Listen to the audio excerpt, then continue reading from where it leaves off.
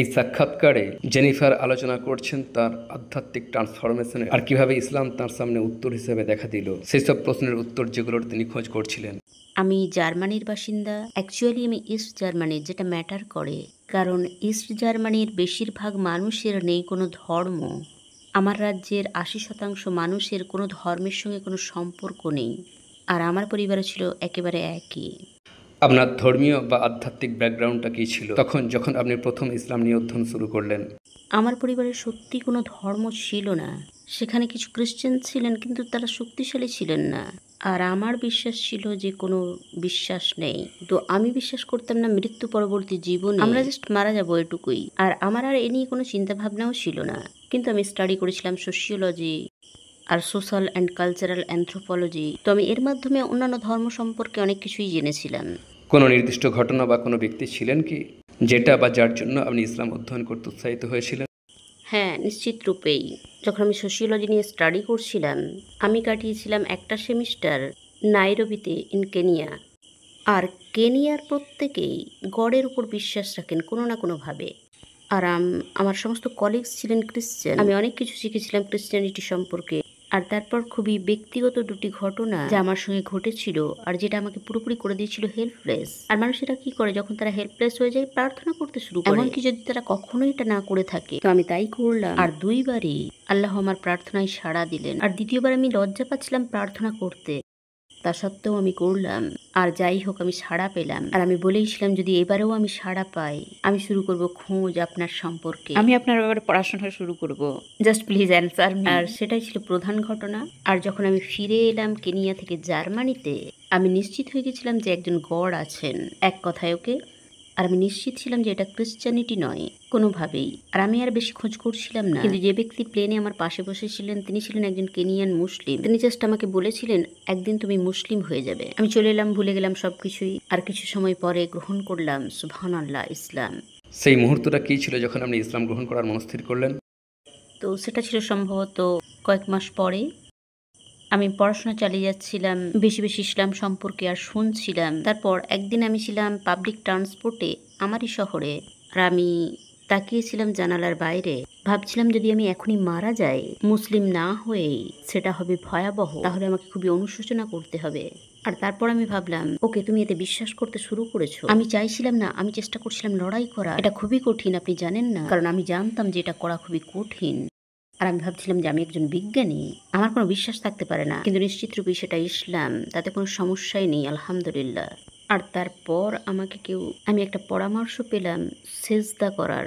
সচেতনভাবে সেজদা করো গডের কাছে, আর তার কাছেই চাও সমাধান। দেখো তিনি তোমার কাছ থেকে ইসলাম সরিয়ে নেয় অথবা তোমার জন্য তা নিশ্চিত করে। আর প্রথমবার সেজদায় আমি সচেতন ছিলাম না। আমি ভাবছিলাম, জানেন, যদি আপনি থাকেন আর আমার কথা শোনেন, হয়তো বা আপনি সাড়া দেবেন। আর সেই মুহূর্তে আমি ছিলাম খুবই অহংকারী। আল্লাহ আমাকে মাফ করুন। তিনি আমাকে আরো একটা সুযোগ দিলেন, তিনি আমাকে মাফ করলেন, তিনি আমাকে আরো একটা সুযোগ দিলেন। আর আমি আবারও সেজদায় গেলাম, কারণ এটা ছিল খুবই কঠিন, খুবই কঠিন। জাস্ট সরিয়ে দেয়া ওই সমস্ত ভাবনা চিন্তা ইসলাম সম্পর্কে। আর এই সেজদার পর আমার মস্তিষ্ক অলরেডি পরিষ্কার ছিল, কিন্তু সেজদা করার পর আমার অন্তরও পুরোপুরি পরিষ্কার হয়ে গেল। আর পরের দিন আমি আমার শাহাদার ঘোষণা দিলাম। মাশাআল্লাহ। ইসলাম গ্রহণের প্রসেসের মধ্যে আপনার অনুভূতিটা কী ছিল?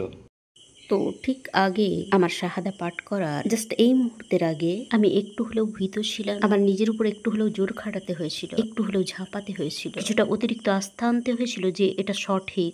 কারণ আমার মস্তিষ্কে এটা ছিল খুবই পরিষ্কার, খুবই পরিষ্কার যে কোরআন সত্য আর কেন, আর আল্লাহ সত্য আর কেন, আর এই সব কিছুই। কিন্তু জানেন, মানুষ শুধুমাত্র মস্তিষ্ক দিয়েই চিন্তা করে না, অন্তর দিয়েও করে। তো আমি ছিলাম ভীত যে আমার পরিবার কি বলবে, আমি কি করব, আমি কি এতে ভালো হব। আর জাস্ট জানেন, প্রথমবার জাস্ট আমার শাহাদা পাঠ করা শেষ করার পরই এটা ছিল যেন এক আলোর ঝর্ণা। এটা ছিল যেন আপনি সবসময় পরে থাকেন একটা কালো চশমা, আর এখন সেটা খুলে ফেললেন প্রথমবার দেখতে। আমার মনে হচ্ছিল যেন আমি রাস্তায় ছুটে বেরিয়ে পড়ি আর সবাইকে ডেকে বলি আমি মুসলিম। অবশ্যই আমি তা করিনি, কিন্তু এটা মনে হচ্ছিল খুবই যেন, ও আসলে এটা এরকম। এখন যেন সমস্ত পাজেলের পিসগুলো একত্রিত হয়ে গেল। আর তারপর অন্তরে সমস্ত কিছু স্পষ্ট হয়ে যাওয়ার প্রসেসটা সত্যি সত্যি শুরু হয়ে গেল, কারণ অন্তরে বহু কিছু গড়ে উঠেছিল সারা বছর, তাই সেটা সময় নিয়েছিল, কিন্তু সেই মুহূর্তটা জাস্ট অবর্ণনীয়। প্রত্যেক কনভার্টই আপনাকে বলবে যে এটা একটা অবর্ণনীয় মুহূর্ত, জাস্ট প্রথমবার শাহাদার ঘোষণা দেওয়ার মুহূর্তটা। ইসলাম অধ্যয়ন করার আগে ইসলাম নিয়ে আপনার কি কোনো ভুল ধারণা ছিল? সত্যি কথা বলতে কি আমি এ বিষয়ে খুব বেশি জানতাম না। তো আমি ইসলাম গ্রহণ করেছিলাম 2012 সালে। আর তখন ছিল না কোনো ইনস্টাগ্রাম, ওকে, তো সেটা ছিল খুবই ভিন্ন সময়, আর তখন ইনফরমেশনগুলোও ছিল খুবই ভিন্ন। আমার জাস্ট খুবই দুঃখ হতো ওই সমস্ত অভাগা মুসলিমদের জন্য যারা প্রতি বছরই একটা মাসে 30 দিন রোজা রাখতেন, আর সেটা ছিল সত্য ঘটনা। আর তারপর আমি দেখা শুরু করেছিলাম কিছু মুসলিম মহিলাদের অনলাইনে, আর আরও কিছু কিছু স্কলারদের, আর তারপর আমি শিখছিলাম আরও বেশি। আর জাস্ট একটা বিষয় ছিল যে বিষয়ে আমার ভুল ধারণা ছিল, আর অবশ্যই আমি এটা ক্লিয়ার করে নিয়েছিলাম আমার ইসলাম গ্রহণের আগেই। আমার উপর একটা প্রভাব পড়েছিল, আমি জানি না এটা কোথা থেকে, যে সেখানে অনেক বেশি জোর দেয়া হয়, মুসলিম মহিলাদের এক প্রকার বাধ্য করা হয় তাদের ব্যক্তিগত বিশেষ স্থানগুলো রক্ষা করা, বৈবাহিক সম্পর্কের বাইরে পা না বাড়ানো পুরুষদের থেকে অনেক বেশি, যেটা অবশ্যই সত্য নয় ইসলামে কোনোভাবে। এটা পরিপূর্ণ রূপে উভয়ের জন্যই সমান, কিন্তু কোনো কারণে আমার এই ধারণাটা তৈরি হয়েছিল, আর আলহামদুলিল্লাহ তা কেটে গিয়েছিল খুব সহজেই। এমন কোনো মুসলিম রোল মডেল আছেন কি যিনি আপনাকে ইন্সপায়ার করেছেন? পরবর্তীতে হ্যাঁ, আমি যখন পড়াশোনা শুরু করেছিলাম ইসলাম নিয়ে, আমি কোনো মুসলিমকে জানতাম না আমার শহরের। কয়েক মাস আমি ছিলাম পুরোপুরি একা, যা ছিল খুবই বড় রহমত। পিছনের দিকে তাকালে বুঝতে পারি, কারণ এটা ছিল জাস্ট আমার আর আল্লাহর মাঝে সবকিছুই। তারপর আমি পড়তে শুরু করেছিলাম বহু ইংলিশ বুকস। সে সময় খুব বেশি জার্মান বই সহজলভ্য ছিল না, ইসলামিক লেখকদের লেখা। আর তারপর অবশ্যই আমি পড়েছিলাম অনেক বেশি ইসলামের ইতিহাস। আর যদি ইতিহাসের কথা বলেন, সেখানে আপনি বহু মানুষ দেখতে পাবেন, তাই আমি কোনো একজনের উল্লেখ করব না। সুবহানাল্লাহ, অবশ্যই আমাদের সর্বোত্তম আদর্শ হলেন আলাইহিস সালাতু সালাম। কিন্তু যখন আপনি জাস্ট ইসলামে প্রবেশ করেন, কনভার্টদের জন্য এটা কঠিন একটা সংযোগ তৈরি করা প্রফেট আলাইহিস সালাতু সালামের সঙ্গে। আমার ক্ষেত্রে এতে একটু সময় লেগেছিল সত্যিকার অর্থে তাকে জানতে। তো শুরুতে আমি জাস্ট তাকিয়েছিলাম মানুষদের দিকে, যাদেরকে আমি অনলাইনে দেখছিলাম, যেমন শেখ ওমর সুলাইমান, নোমান আলী খান। আমি পড়েছিলাম খুব সুন্দর একটি বই, রিক্লেম ইওর হার্ট, ইয়াসমিন মুগাহিদের লেখা। যে কেউ এটা পড়তে পারেন যদি আপনি হন মুসলিম। বিশেষ করে এটা দারুণ মহিলাদের জন্য, কারণ আমরা আমাদের অন্তরকে স্পর্শ করি ভুলভাবে। তো নিশ্চিত রূপেই ওই সমস্ত মানুষদের দিকেই আমি তাকিয়েছিলাম। আপনার কি মনে হয় ইসলাম গ্রহণ করে আপনার নারী হিসেবে ক্ষমতা কমে গিয়েছে বা লিমিট করে দেওয়া হয়েছে? এটা একটা দারুণ প্রশ্ন। আমি আপনাকে বলি, আমি আসলে কখনোই দেখিনি নারীত্বের সৌন্দর্য আর কত বড় রহমত একজন মহিলা হওয়া, আর আমি কতটা খুশি যে আমি একজন মহিলা। ততক্ষণ পর্যন্ত যতক্ষণ আমি ইসলাম গ্রহণ করলাম, আমি আগেও এটা পছন্দ করতাম যে আমি একজন মহিলা, কিন্তু এটা সত্যি ছিল না আমার পরিচিতির অংশ।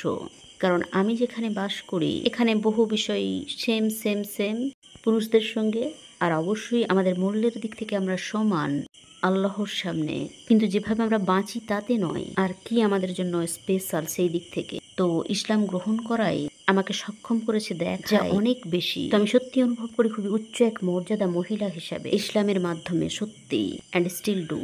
সুবহানাল্লাহ। আপনার পরিবার আর বন্ধুদের রিয়াকশনটা কিরূপ ছিল যখন আপনি তাদেরকে বললেন যে আপনি ইসলাম গ্রহণ করার মনস্থির করেছেন? আপনাকে বলেছি যে আমি যেখানে থাকি, এমনকি আমি যদি ক্যাথলিক হয়ে যেতাম, এটাও তাদের জন্য বুঝে ওঠা কঠিন হতো যে কেন। কারণ সত্যি সেখানকার মানুষদের নেই কোনো ধর্ম, কিন্তু মুসলিম হয়ে যাওয়াটা, এটা কঠিন ছিল আমার পরিবারের জন্য।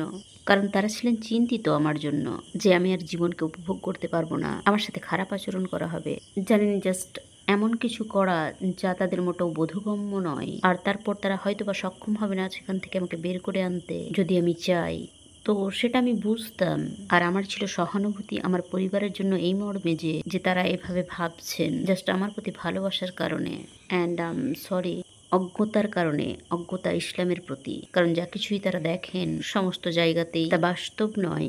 আমরা যা করি, রাইট? কারণ এটা শোনা যে আপনার মেয়ে, জানেন, তার আর কোনো বয়ফ্রেন্ড থাকবে না, সে আর কোথাও বাইরে বের হবে না, ক্লাবে যাবে না, সে আর কোনো রকম ড্রাগস নেবে না, এই ধরনের সব বিষয়, জানেন, সত্যিকার অর্থেই এটা একটা ভালো বার্তা যে এমন কিছু আছে যা সত্যি মানুষকে খুশি করে। প্রথমেই তারা এটা জানতে পারে না, রাইট? আর অবশ্যই হিজাব তো আরো একটা বড় বিষয়। কিন্তু সময়ের সাথে সাথে আমি সবসময় জানতাম সেটা ছিল একটা বড় রহমত, যে আমার পেরেন্টস আমাকে ভালোবাসেন আর আমাকে কখনোই ত্যাগ করবেন না, যা কিছুই আমি করি না কেন।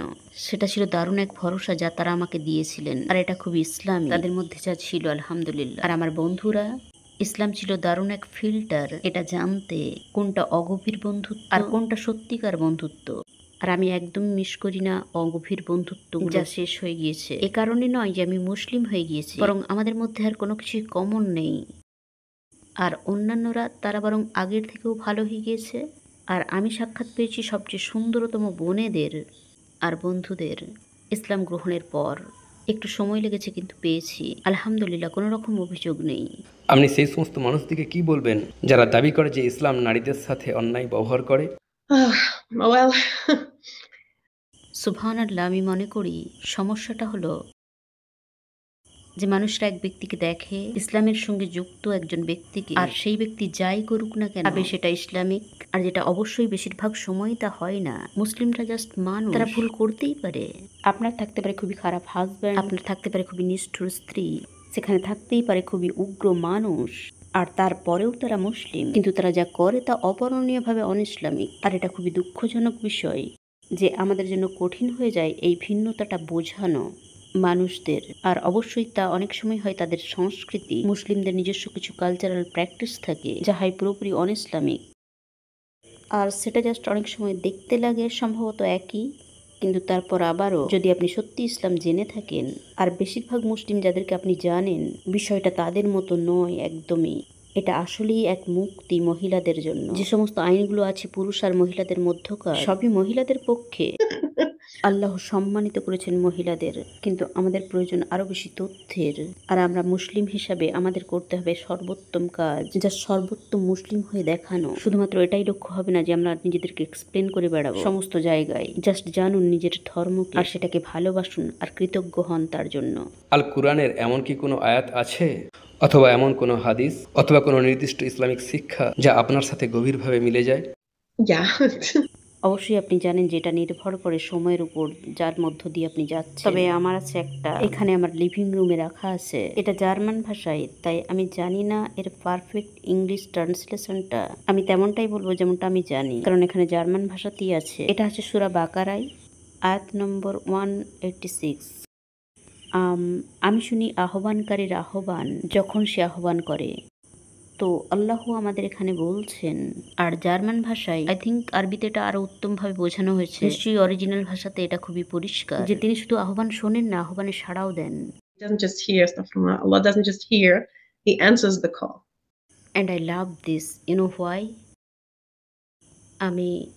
এটাই আমি করেছিলাম। আমি যা শুরুতেই আপনাকে বলেছিলাম, যখন আমি কেনিয়াতে ছিলাম তখন আমি আল্লাহকে ডেকেছিলাম, এমনকি এটা না জেনেও যে তাকে কিভাবে ডাকতে। আমি জাস্ট বলেছিলাম আমার আপনাকে প্রয়োজন, আমার সাহায্যের প্রয়োজন, আর তিনি আমার ডাকে সাড়া দিয়েছিলেন। আর একজন কনভার্ট হিসেবে আমি মনে করি এটা সত্যি একটা বিউটিফুল কনসেপ্ট। কারণ আপনি জানেন যখনই আপনার পরিবার সিদ্ধান্ত নেবে তাকে ডাকার, তিনি শুনবেন আর তাদের ডাকে সাড়া দেবেন। আর সেটা সত্যি একটা ইউনিফাইং কনসেপ্ট। আল্লাহ কথা বলছেন সমস্ত মানব জাতির সঙ্গে। তিনি বলছেন না যে আপনাকে মুসলিম হতে হবে, তাকে ডাকার জন্য এমনকি মুমিন হতে হবে, মুসলিম হতে হবে, আপনাকে এমনকি বিশ্বাসী হতে হবে না, উত্তম ব্যক্তি হতে হবে না, আপনাকে হতে হবে না পাপ মুক্ত, এর মধ্যে কোনো কিছুই হতে হবে না। এটা যা সত্যি সুন্দর এক আইডিয়া যে আল্লাহ কে, আর তার দরজা সবসময় তোমার জন্য খোলা, তোমাকে জাস্ট যেতে হবে। That's amazing. আলহামদুলিল্লাহ। Alhamdulillah, and I'm truly glad for you, sister. এখন বলুন, সেই মানুষটাকে আপনি কোন উপদেশ দেবেন যিনি ইসলাম গ্রহণ করার কথা কনসিডার করছেন? যদি আপনি এ বিষয়ে বিবেচনা করেন, ইসলাম গ্রহণ করার বিষয়ে, আপনি অলমোস্ট সেখানে পৌঁছে গিয়েছেন। আল্লাহ আপনার মাথায় এ কথা কখনোই আসতে দেবেন না যদি এমনটা না হয় যে অলরেডি আপনি কোনো কিছু অনুভব করছেন। কিন্তু অনেক সময় কি ঘটে, যা আমি দেখি সারা বছর ধরে একজন কোচ হিসাবে, আরো একজন মুসলিম হিসাবে বা কনভার্ট হিসাবে, হয় তারা আসে অনেক বেশি জ্ঞান নিয়ে যে আমি যুক্তিগতভাবে নিশ্চিত যে এটা সঠিক, অথবা তারা আসে অনেক আবেগ নিয়ে যে আমি অনুভব করি এটা সত্য। চেষ্টা করবেন এর মধ্যে ব্যালেন্স করতে। যদি আপনি এটা অনুভব করেন, চেষ্টা করবেন আরো তথ্য সংগ্রহের, চেষ্টা করবেন মেলানোর আপনার অনুভূতিকে জ্ঞানের সঙ্গে। আর যদি আপনি ইসলাম সম্বন্ধে অনেকটা জেনে থাকেন আর ভাবেন যে এটা সুন্দর, তাই করুন যা আমি করেছিলাম। আপনার কপালটা মাটিতে ঠেকান আর আল্লাহর সঙ্গে কথা বলা শুরু করুন। তখন তা আপনার অন্তরে পৌঁছাবে, কারণ এভাবেই আপনি পাবেন এক উত্তম সংযোগ, উত্তম ভিত্তি। যদি অলরেডি আপনি বিবেচনা করেন কিছু আপনার অন্তরে অবশ্যই আছে যা আপনাকে বলছে এটা অনেক বেশি শুধুমাত্র ধর্ম নয়, সেখানে এমন কিছু আছে যার অন্বেষণ আমার অন্তর করছে। আর সময় নিন। I am sorry, I have to add this. আপনি সময় নিন, শুনবেন না অন্য মানুষ কি বলছেন। আপনি আপনার নিজের জন্য সময় নিন। আপনার মধ্যে অলরেডি কোনো কিছু আছে যা যা আপনাকে বলছে, আপনার অলরেডি একটা অনুভূতি আছে, আপনি গডের সঙ্গে সংযোগবিহীন নন। শুধুমাত্র এখনো আপনি মুসলিম নন বলে নিজের উপর আস্থা রাখুন, কারোর প্রেসারে এসে দিকভ্রষ্ট হবেন না। That's truly an amazing advice. Jennifer, I want to thank you for being my guest, and it was truly a pleasure to have you here. Thank you so much.